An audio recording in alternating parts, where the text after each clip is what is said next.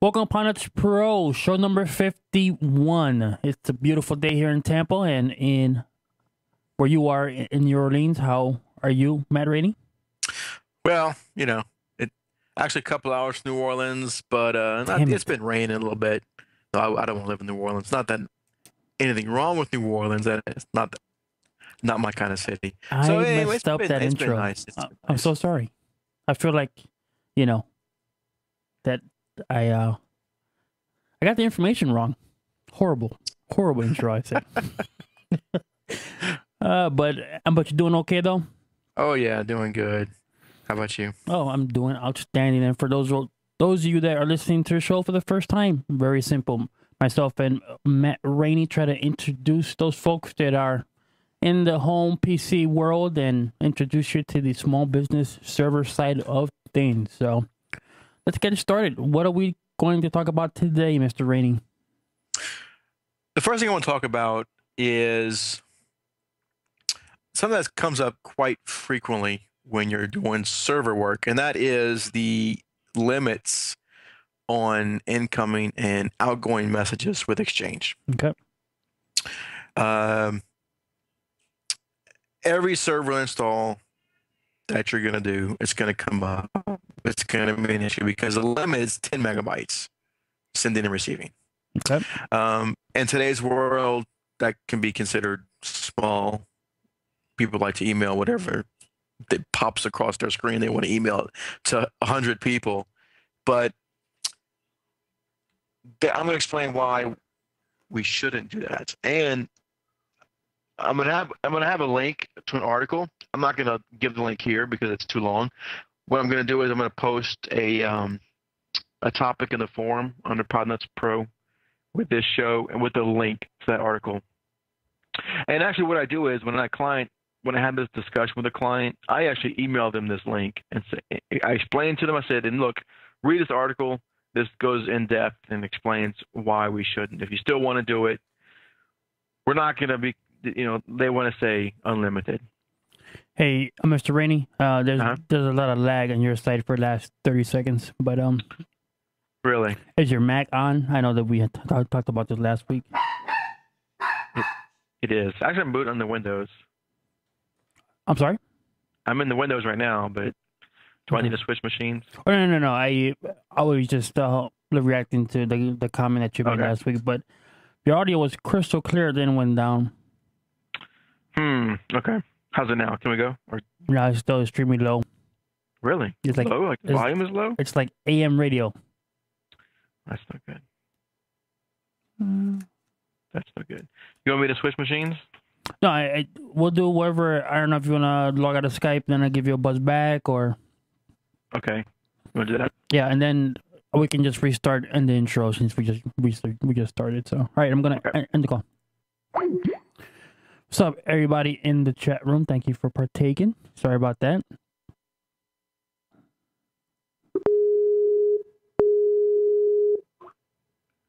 Hey. All right, now we sound a lot better. Let's go full screen. Go ahead. So we'll just delete all that, restart? Yeah, we just started instead of me trying to do edits. All right, let's. All right, now you sound. You want to Test 1, 2, 3. Okay. Test 1, 2, 3. Saints rule. Saints rule. There you go. Tampa is mediocre. No, just I'm sorry. You're more Chicago, so you don't care about Tampa. Yeah, but I live in Tampa, so I root for the local team. So, all right, let me dump this recording. Record. Let me file new.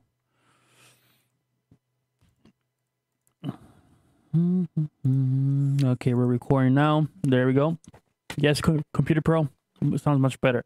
See, because when you dip in the audio, except for the Saints part, he says, because at times, to dip for a few seconds is, like normal, but you're going off for a while. But all right, here we go. So we'll see how this goes. We're recording. 3, 2, 1. Welcome to Podnutz Pro, show number 51. This is the show, if you haven't listened before, where we take you from the home PC environment to the small business side, servers, routers, all that fun stuff. The star of the show, and this was a draft, he'll be the number one pick, Matt Rainey. Star of the show. Okay. Number one. That's awesome. Hey, doing good. It's been busy as normal. Business seems to increase steadily instead of leveling out like it usually does toward the summer. But anyway, doing good over here. How about you? Outstanding. It's Wednesday. The work week is halfway over, and Friday is 1 second closer. Halfway. Aren't you closed on Friday? I wish. Oh, well. I Sorry. wish. Sorry. Alrighty. One more day for me. So, wait, one more day. Why? Oh, we're closed on Friday. It's Good Friday. Do I work on Friday? I'm not sure. Yeah, go ahead and go in. Just go in and be safe. Well, Matt Rainey said I didn't have to go in, so I figured they have to go in. All right, Matt, what are we talking about today? Well, today the first thing I want to talk about is a topic that is going to come up a lot of times, or almost for every client you have, that is going to run small business server or Exchange server, and that is message size limits on Exchange. It's going to come up if it's a new install, or even if it's been around for a while. They're going to ask you, hey, I get this bounce back message, or I got message denied, or whatever the message is, and you look at it, and of course it's messages over the size limits. And if you haven't seen this message before, if you're new to the game here, make sure you're familiar. Once you see it once, you'll never forget it, and you'll get a phone call saying I can't send this email, and you walk over like, too big, my friend, too big. Right, because they can't read the bounce back message. It's in a code usually called English, but they have trouble. So I tell them, forward me the bounce back message. I look at it, I highlight the part that says exceeds message size limits, and send it back saying what we're trying to send, and they get into a whole discussion of, and normally it's not the decision maker. This is just a worker normally. So I tell them it's over the size limit. The default limit is 10 megabytes. Then I usually get a call from the office manager owner. We have this discussion that we can go into right now. And that is, of course, he says we want to be able to send and receive messages of any size. And of course, you can't do that. And the reasons for that we'll talk about. Now, I'm going to post a link to an article. I'm not going to give it here because it's kind of long. I'm going to, well, it's in the chat room if you're in the chat room. But I'm going to create a topic under the Podnutz forums, podnutz.com/forums, under the Podnutz Pro section with show 51 and this link. So a lot of times I'll discuss this with the client, and I'll send a link. I tell them, look, you can review this article. It tells you why we shouldn't increase the limits. Now, I understand 10 megabytes is kind of small. We can go up.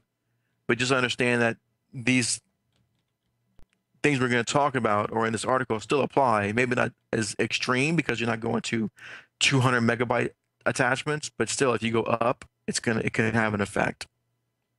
So the first thing I tell them is, oh, Matt, and by the way, I made a quick tiny URL. If you're in the car, it's tinyurl.com/podnutsexchange. Cool. That's awesome. So if you're in the car, wait till you stop, and then you can go read the article. Now, the main reason to have these limits is denial of service attacks. Yes. So if you don't have any mailbox size limits, anyone can just send a flood of emails in or out. And it can be an internal user. I see it all the time. Sure. Internal user sends the latest, funniest video that's 80 megs and sends it to 100 people. Okay, it can also be coming from outside in. Somebody may do it maliciously. Somebody may doing it just saying, hey, all my friends work here. I'm sending it to all y'all. So anyway, denial of service attacks. These large attachments can basically flood your Exchange server, make it unusable. You'll get calls, internet slow, I can't do anything, I can't send and receive mail, I can't browse the internet, and that's a lot of times can be traced back to this.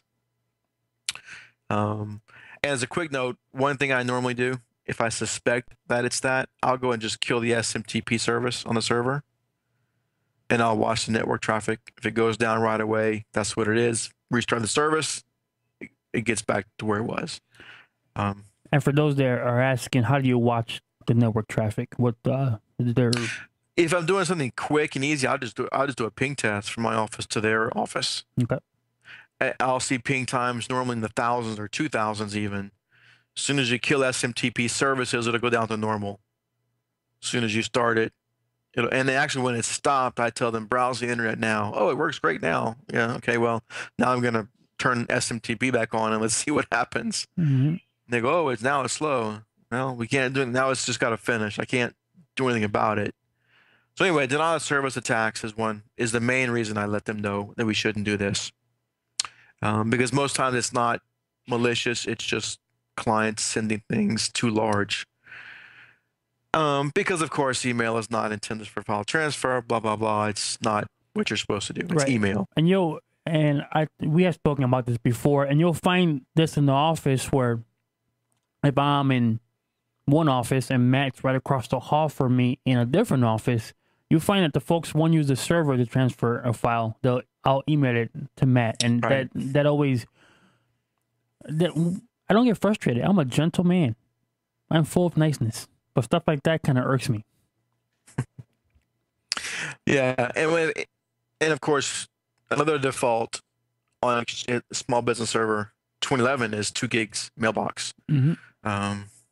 So of course, when their mailbox fills up, they want to know why, and you can tell them, well, you've got probably 1.5 gigs of attachments in there. So anyway, denial of service attacks. The next thing is capacity planning. So if you don't have any quotas in place for sending and receiving mail, you don't know how much capacity. Just like I said, they're emailing data instead of using the file shares for their data. It's hard to judge how large your exchange database is going to be. Your users keep emailing all this, really, and most of it's non-essential attachments, really. Mm-hmm.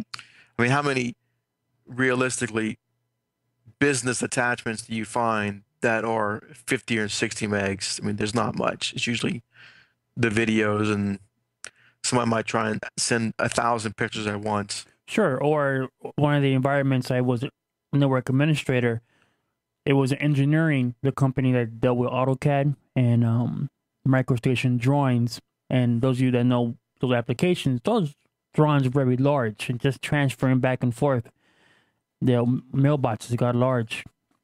I mean, incredibly quickly. Mm-hmm. So another thing is, don't forget, of course, network utilization. All these emails are on the server. You got a lot of Outlook clients. So what's it happen? You got a lot of traffic back and forth from the server. Even with cached exchange mode, you're still having traffic back and forth from the server to the workstation. So you can have increased network utilization, which can cause, of course, network slowdowns generally across the whole network. And there's some other things, they get pretty, for small businesses, they don't really have much of an impact. If you have a service level agreement, you can say, well, we can't manage it. Our service level, we can't be held responsible to our SLA if you're going to be doing this kind of stuff, that kind of thing. So, and this article gets pretty long and gets pretty detailed. But those few things right there, and of course, backup and restore, you've got if they're emailing all these large attachments, your backup is going to get bigger. Mm-hmm. So of course, backups take money. If you're backing up to whatever medium you're backing up to, if you got to increase the backup capacity because they're emailing these large files, then that's another consideration. Virus scanning, all these large attachments have to be scanned for viruses. You're taking a hit there on the virus scanning. Anti-spam messages, or anti-spam. Some anti-spam won't even scan a message that's larger. So you may be opening up yourself to some problem there. If there is a virus infected file that's large, it may just let it go through because it's not going to try and scan an 80 meg file. So between those things, it's a good enough reason to not allow those large attachments. Well, But I can tell you, 10 megs is too small. I also agree 10 megabytes is too small. oh, no, I agree. And I want to add a quick point.